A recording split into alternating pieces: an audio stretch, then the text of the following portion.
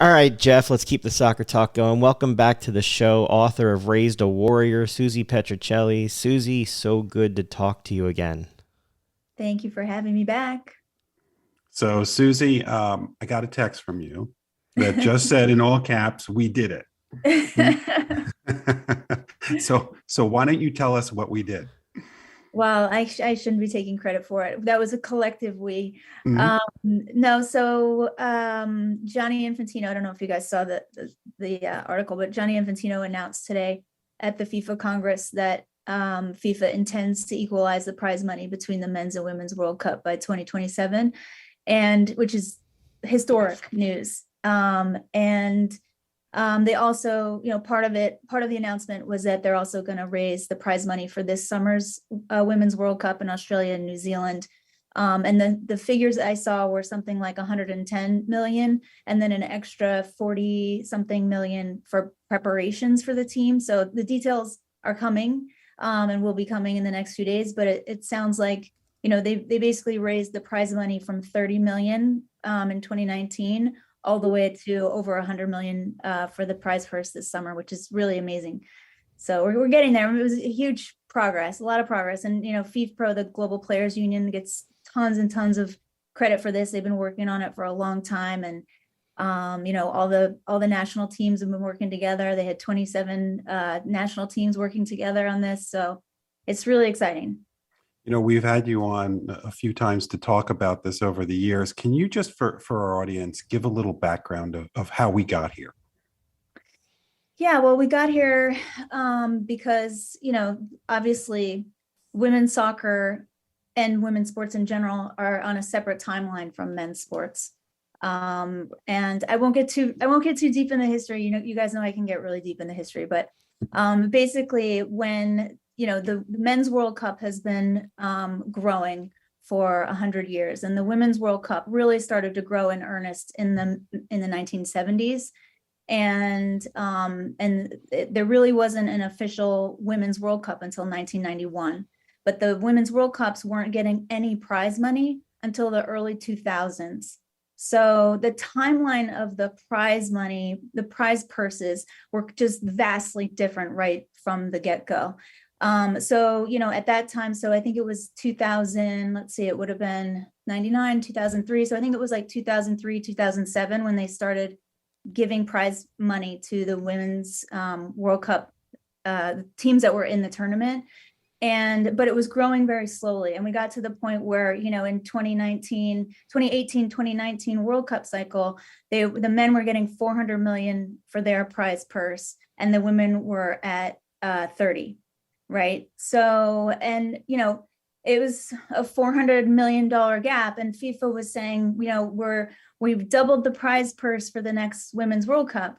But what they weren't saying was, okay, well, we're giving 15 million more for the women, but we're giving the men 40 million more. So the gap in the prize purse was actually growing, which was what was really alarming to me, was that people didn't understand that FIFA was saying, well, we're doubling the prize money, which, from an optics standpoint sounds amazing. But in reality, the gap was growing at a just an alarming rate. So, people started paying attention and people started working on it. And, people started growing awareness that the gap was still growing, and we had a lot of work to do. So, but again, FIFPro, this woman, Sarah Gregorius, has done an amazing job. And, pulling together all of the, data basically, and, getting all the national teams internationally on board with signing the letter. They sent a letter in October that was confidential. They just released that letter this week on Equal Pay Day on March 14th. And so we got a little taste of what was going on. And then, Gianni Infantino comes out with his statement today at the FIFA Congress in Rwanda, and made a commitment to try to equalize it. He did back away from it a little bit because he was talking about how, it's really going to need to be a team effort. And he was calling out on broadcasters and sponsors to try to, pay the women equally as well. So, and he does have a point, right? I mean, we do have to get to a place where, the sponsorship and the broadcast rights are at an equal level too. But FIFA is a nonprofit. So their statutes, state that they should be equal, they should be growing the game equally for everyone. And it's a humanitarian mission. So that, they aren't necessarily, in my opinion, the revenue arguments don't hold water, in my opinion. But he made the commitment. He's doing the right thing, and it's a huge step forward. And for people who say, well, they're making progress, what's the difference? Even this year, with all the progress made, the purse will be $110 million compared to $440 million for the men in Qatar. So in 2027, you're going from a $330 million difference between men and women to hopefully no difference. Can you talk about what that money means to countries that are trying to develop soccer programs and talent? Yeah, I mean, it's just going to be life-changing. Now, that the question also remains, and this was part of the letter that FIFPro and the countries signed and submitted to FIFA. So the way that the money from FIFA goes to the federations, and then the federations decide how that money gets spent and where that money goes. So part of the problem is that in a lot of countries, that money, a team may earn money from FIFA, but they don't ever see it. So they don't have any kind of, collective bargaining agreement. They don't have any, structure in their federation about where that money is going to go. So part of the letter that FIFPro submitted to FIFA was talking about that they wanted sort of a commitment to a global collective bargaining agreement that included that at least 30% of any prize money that the women's teams earn goes directly to the players. So there's still a lot of work to do. There's still a lot of technicalities that need to be working out. But again, the commitment is a big positive step. In our country, with regard to the United States, women's soccer has been much more successful on the World Cup level than men's soccer over the last few decades. How much does that success on the women's side play into what's now happening as far as equal pay? I mean, I think it means everything. The women have had to prove themselves. They've had to prove themselves over and over and over. I think, in the United States, we were lucky for a couple of reasons, right? We were lucky because we had Title IX that was passed in 1972, which made it basically illegal to spend disproportionately more money on men's sports programs in schools than girls' sports programs. And so that really started the growth of women's sports in the U.S., but also in particular for soccer. I think I mentioned this to you guys before, but we were lucky here in the U.S. because sort of the existing male sports hierarchy, soccer was not at the top. So the people that were really in control of that hierarchy in the U.S. didn't care at all, really, about who played soccer. So there wasn't any control over it or sort of territorial feeling about soccer in the US. So girls benefited from that because we were able, people actually, dads were promoting their little girls to play soccer, first of all. And it was an easy way for schools to start to grow towards Title IX compliance as well, right? Because it was relatively inexpensive. The teams were pretty big, and the guys at the top who were threatened, they didn't want girls still playing American football. They still didn't want girls in baseball, but they didn't really care about soccer. So we benefited from a lot of things historically that other countries haven't benefited from. And so, soccer went from like the 20th most popular sport in the US for girls to like the third most popular sport in like 15 years. So it's been, we lucked out. It was some funny little things in history that grew us to this point where we're still, a dynasty in women's soccer around the world. We talk about more opportunities for revenue from broadcasters and sponsors. A FIFA report showed year-over-year broadcast revenue grew 22%. But at the same time, just 7% of clubs globally said that they had more than $1 million in revenue from matches, broadcast, commercial, and prize money. Last week, we talked with Kate Fagan about her book, Hoop Muses, dealing with the rise of women's basketball and impact on pop culture. And we talked to her about the next WNBA TV deal and the opportunities there potentially for them to have storytelling that advances their brand. What has been done and can be done on the women's side of soccer and soccer in general to advance the brand and increase some of these revenues more? Yeah, I mean, it's happening, it's happening all over the world. Women are earning places and are creating spaces for ourselves in sports media and, like over the top type of media situations where we tried for a very long time to break into mainstream sports media, and that just, we didn't get very far, right? To be honest, I mean, we went from 4% of mainstream sports media in the US like 20 years ago. We went up to like 6%, and now we're back to 4%.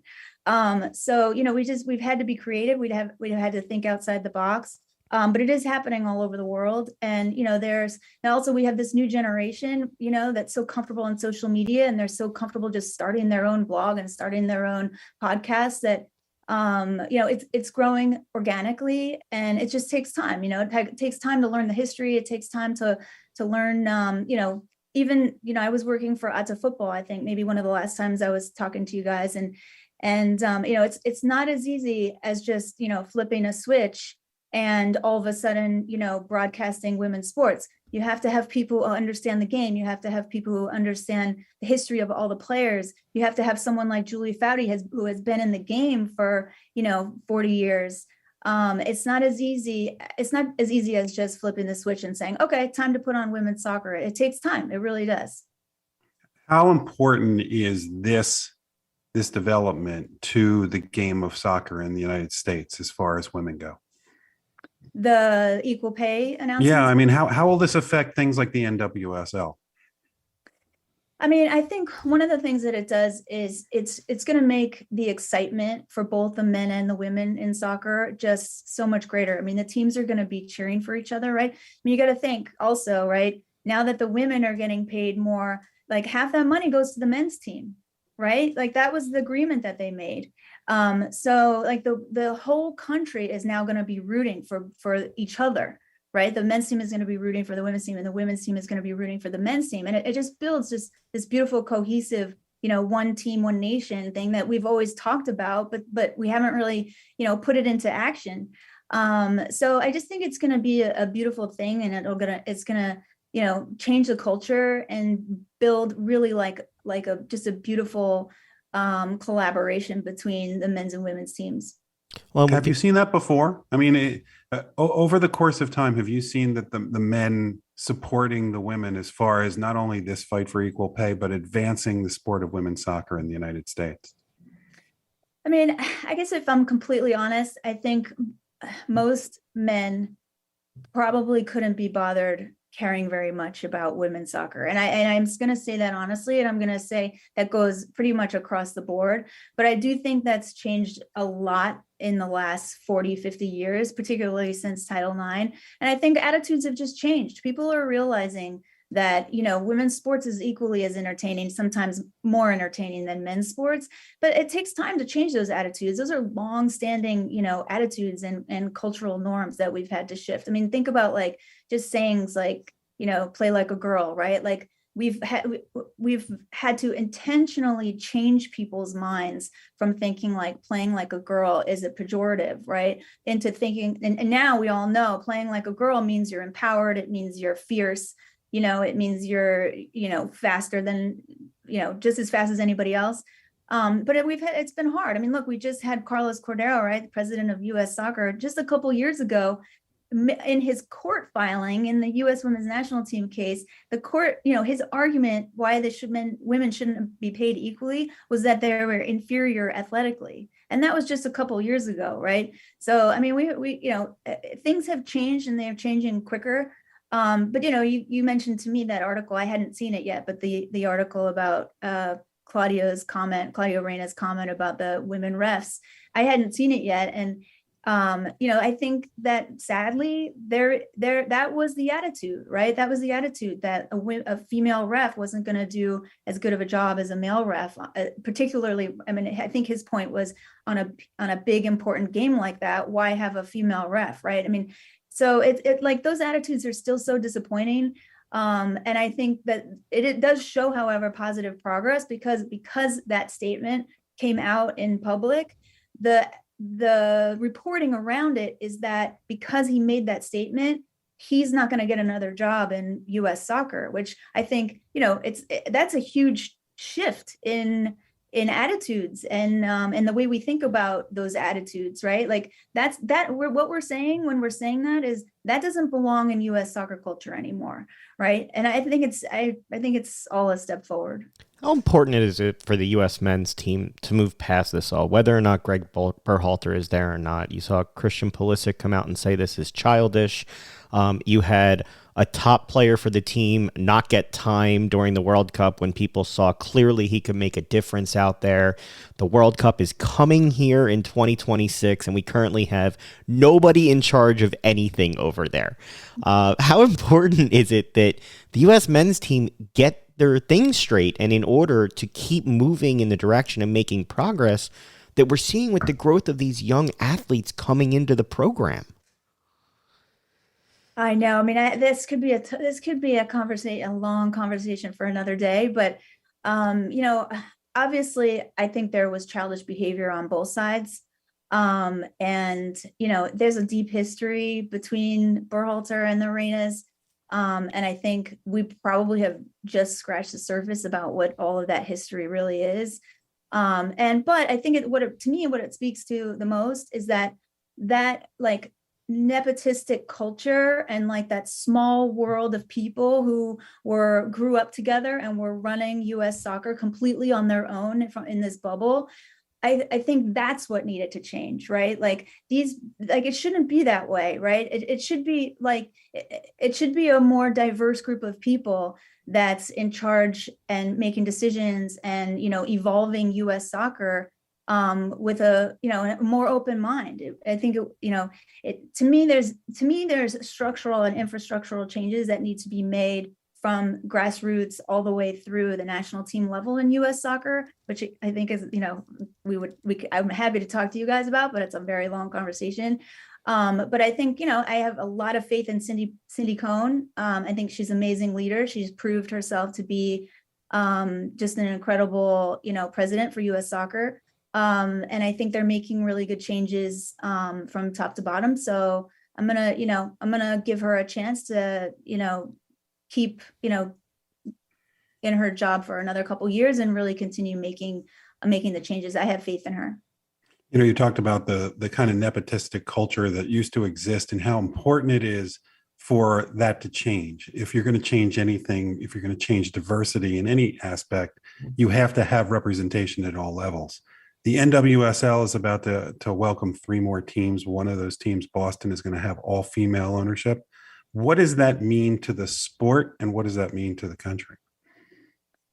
I mean, it's amazing. I mean, the announcement this week from the new Utah Royals team, the reinvented Utah Royals team is very exciting. I think also to me, there's a really interesting piece to that story where, the Utah Royals actually, she just had this woman, Michelle Hinsick, who happens to be a Harvard women's soccer alum. Shout out to Harvard women's soccer. But she was the general counsel for the original team, the Utah Royals. And she had the wherewithal to put a buyback clause in their clause before the team moved to Kansas City.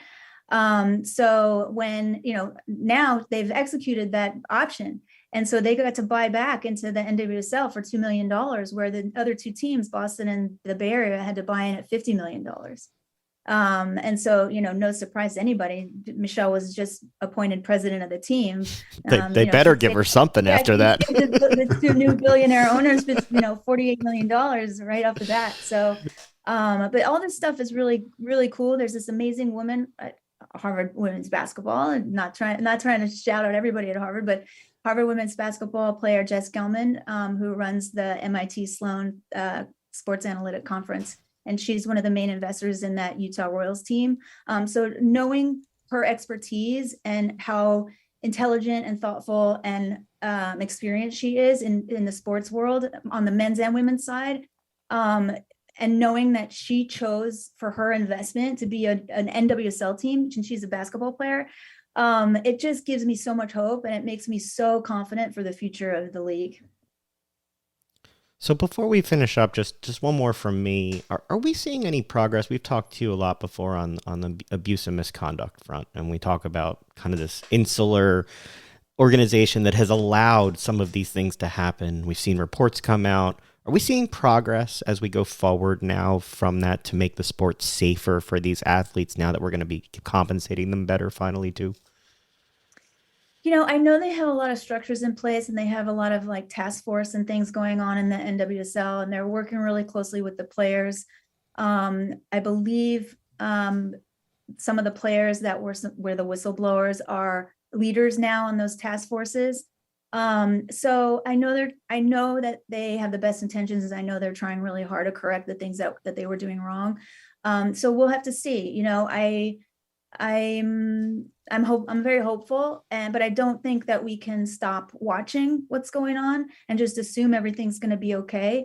I think it's really important to keep our awareness up and keep our eye on what's going on with the new ownership groups, and just continue to listen, because that was the problem that was happening before, right? Is people weren't listening to what the players were saying. So I think as long as we keep listening to what the players are saying and keep paying attention to the culture in the front offices, and just keep the lines of communication as open as they try to create the structures for the reporting and the accountability and all that kind of stuff. I'm hopeful there, but there was a lot to change. I mean, it was almost every team in the NWSL, and with so much change, right? If you force change too quickly, then you're always in danger of making either new mistakes or making the same mistakes. So I just hope everybody keeps an eye on things as the new teams develop and as the new ownership groups take hold. We just need to make sure to we just can't stop paying attention. Your book, Raised a Warrior, didn't come out that long ago, but if you could go back and talk to the Susie who was writing that book, could you have pictured the changes coming as fast as they did? I mean, you know what, actually, until from yesterday when I texted you, hey, or 2 days ago when I said, hey, there's been some movement. FIFA, FIFPro announced that they wrote this letter to FIFA, and they're ready to announce it. That was just a couple of days ago. And then to today, when, Infantino actually says out loud in public, FIFA is committing to equal prize money by 2027. I mean, I actually didn't even believe my eyes. My advisor in my program, he called me to say congratulations, and I hadn't seen the news yet. So I was like, oh, it's funny. What's he talking about? And I never imagined it would happen this fast. I actually had a bet with someone. I had a bet with someone that now I'll have to pay. So gladly, right? Yeah, gladly, exactly. So yeah, no, it's fantastic. It happened so fast. I to be honest with you, from the research I was doing and the people I had been talking to, we had been hoping, right, working towards thinking that it may happen in the next 2 or 3 World Cup cycles, so the fact that he's ready to do it by the next World Cup cycle or at least committing to doing it by the next World Cup cycle is really, just amazing. It's incredible. Well, we can't wait to see what happens next, and always appreciate you giving us a little bit of time to talk about it all. Susie Petruccelli, you have a good day, and let's keep the progress going. All right. Thank you, guys. Thanks so much for having me.